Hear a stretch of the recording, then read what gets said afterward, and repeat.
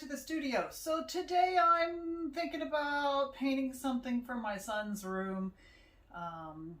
His room is painted in gray and blue. Now he is not a person that really loves abstract art.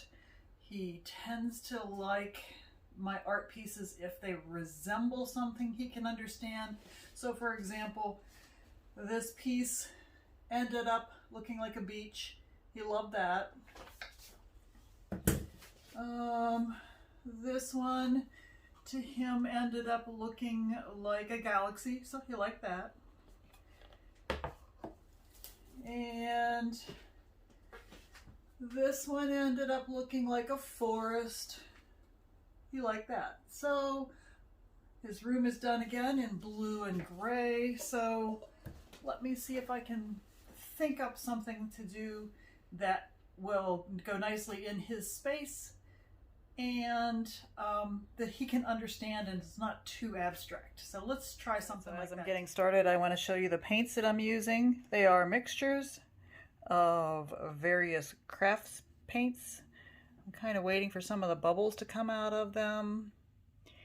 And so we're going to work on this blue and gray painting using 2 of my separated cups, separated into 4. And I'm going to use these dowel rods. And I'm also going to use this embroidery hoop. Sounds intriguing, doesn't it? So stay tuned. All right, when my camera's up this high, there's always a chance that you may see the top of my head. So hello there, if that's the case. So I'm trying to give you a view of my materials also. So this is my canvas. I've covered it with tape and push pins.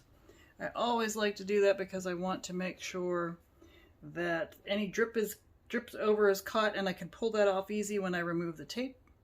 And the next thing I like to do is to check to make sure my canvas is level. You don't want your paint rolling off the ends.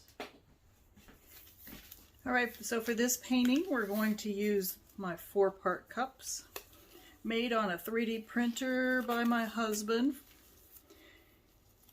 I have those. I have a really tall one that I love too. But in this case, I'm going to try to have 2 different colors on the top and the bottom of this painting. So we'll see how that goes. So I've mixed up my paints.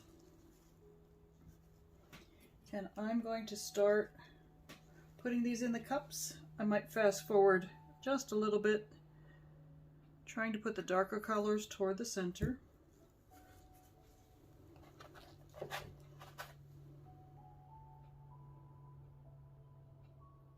Alright, so you're going to think I'm a little crazy, but I'm going to pour with my circle and my dowel rods already in place.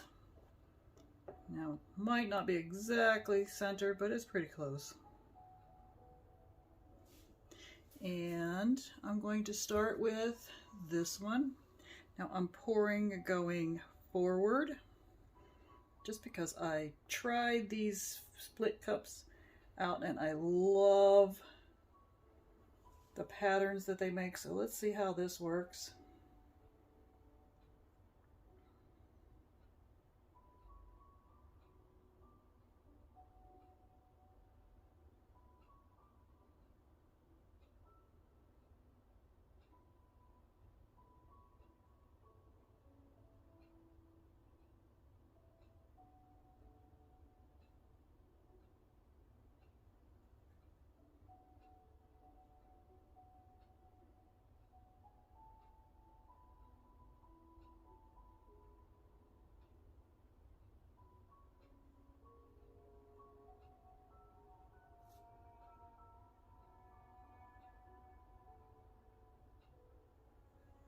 Beautiful.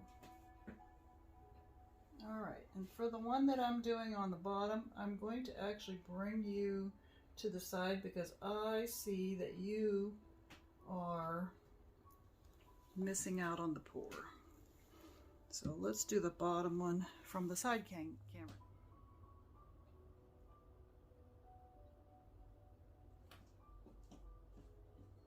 So you see these are a little bit deeper shades.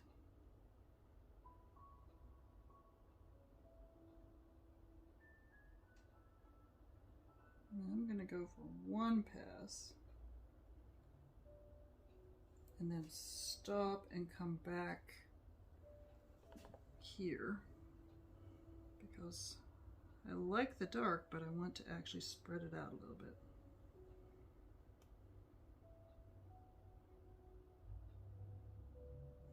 See a drip.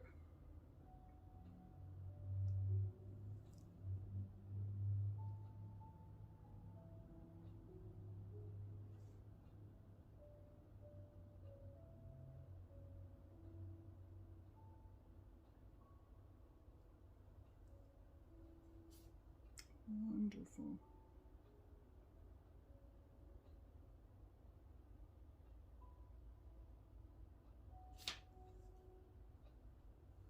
All right.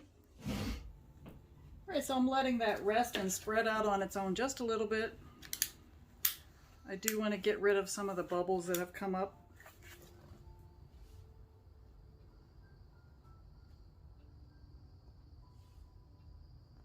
And I'm pushing in on my circle a little bit because I don't want that to move either.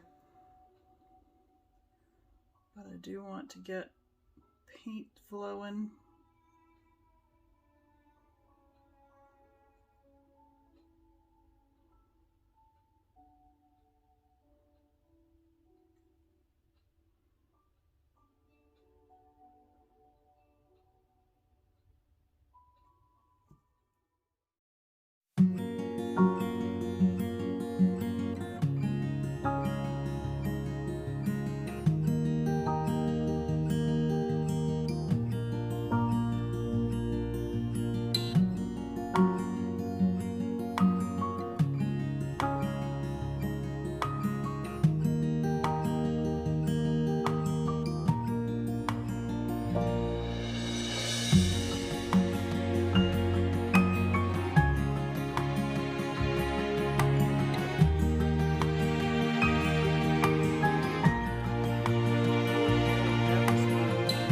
Pushed on that a little too hard. That's okay. So let me remedy these edges a little bit and we'll bring you back for the next part. Now I see got a little chunk of something in there. Now isn't this beautiful? Hold on one second and I will show you the next step.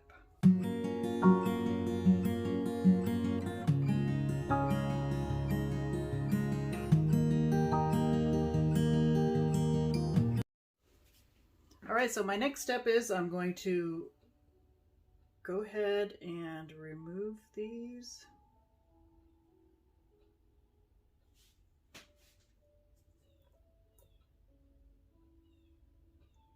So next I'm going to do a flip cup and I'm using these brighter colors. So there's a neon orange and this is gold. Hopefully that tones that orange down a little bit. Some white, actually this is vanilla.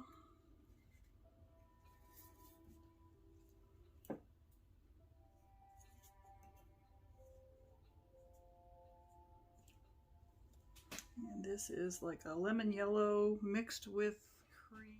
Now next I think I'm going to actually make this a layer that is on the bottom, and I'm just going to spread it around one side.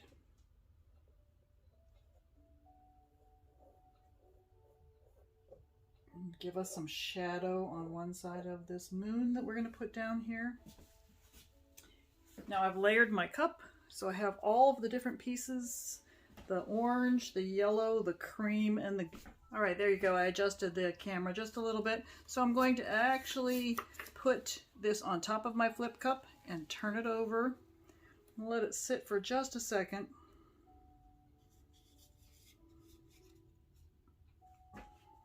And it's starting to leak out, so let's go ahead with it and put it right there.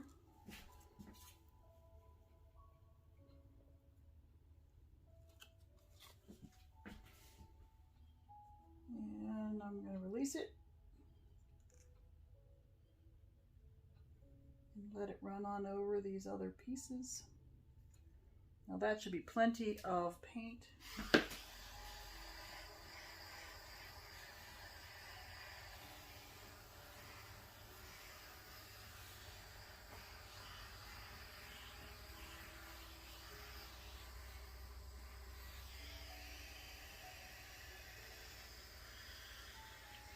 Well, I'm not sure how I'm going to tilt that without making that circle move around, so let's just see what we can do.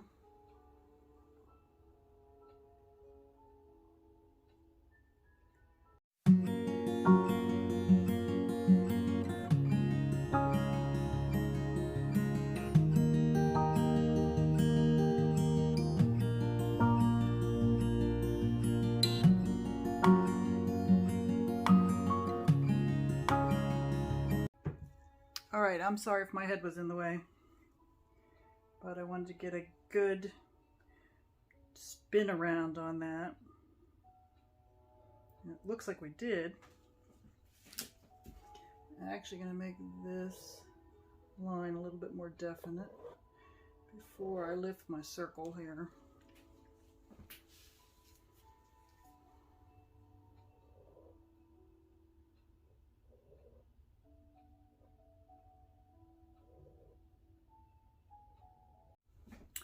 All right, so we're going to go ahead and lift the circle, and we're going to just let it be kind of a uneven edged moon fading in the night.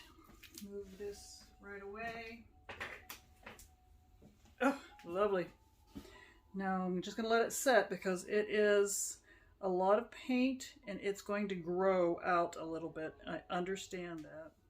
And the next thing that I actually want to do is I'm taking an old paintbrush, and we're going to make our water just by moving this around.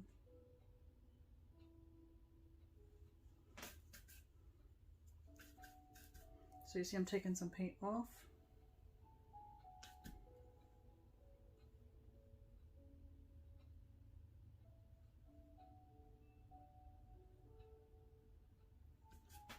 It's really the reflection of it.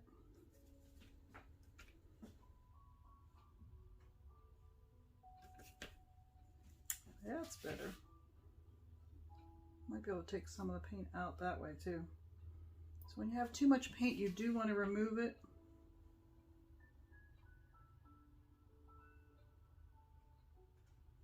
But oh my, I think I'm going to like that.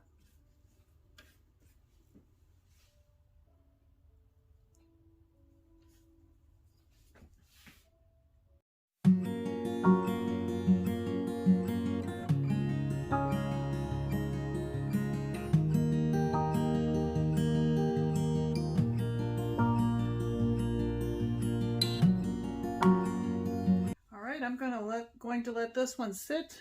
Let's see how it blends together, and I'll get cleaned up and bring you back in for a close-up. All right, because there's a lot of paint, there is going to be a little bit of shifting as it dries, but I think this is turning out so nice. So I hope you like this.